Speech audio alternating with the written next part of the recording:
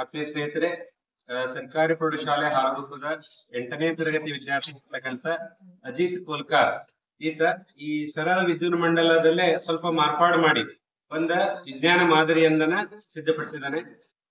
ಏನಂದ್ರೆ ಇಲ್ಲಿ ಸರಳ ವಿದ್ಯುತ್ ಮಂಡಲದಲ್ಲಿ ಬಲ್ಬ್ ಅನ್ನ ನಾವು ಜೋಡಿಸ್ತಾ ಇದ್ವಿ. ಬಲ್ಬ್ ಬದ್ಲಿ ಒಂದ್ ಸ್ವಲ್ಪ ಮಾಡಿಫಿಕೇಶನ್ ಮಾಡೋಣ ಮಾಡಿ ಒಂದು ಬೆಲ್ ಅಂದ್ರೆ ಸ್ಕೂಲ್ ಬೆಲ್ ಗತೆ ವರ್ಕ್ ಆಗುವಂತ ಒಂದು ಮಾಡೆಲ್ ಅನ್ನು ಸಿದ್ಧಪಡಿಸಿದ್ದಾನೆ. ಅದು ಹೆಂಗ್ ವರ್ಕ್ ಮಾಡ್ತದೆ ಅಂತಕ್ಕಂಥದ್ದನ್ನ ನೋಡೋಣ. ವರ್ಕ್ ಮಾಡಿ.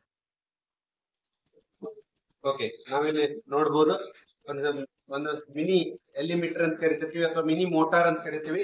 ಅದಕ್ಕೆ ಒಂದು ತಂತಿಯನ್ನು ಜೋಡಿಸಿ ಅದ್ರ ಮುಂದೆ ಒಂದು ನಟ್ ಬೋಲ್ಟ್ ಅನ್ನು ಕಟ್ಟಿದ್ದಾನೆ.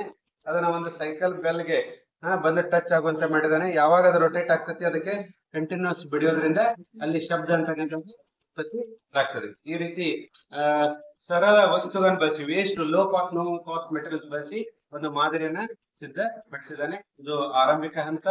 ಇದೇ ಮುಂದುವರೆದು ಇನ್ನೂ ದೊಡ್ಡ ದೊಡ್ಡ ಮಾದರಿಗಳು ನಿಮ್ಮಿಂದ ಸಿದ್ಧ ಆಗುವಂತ ಈ ಮೂಲಕ ನಾನು ಹೇಳ್ತೇನೆ.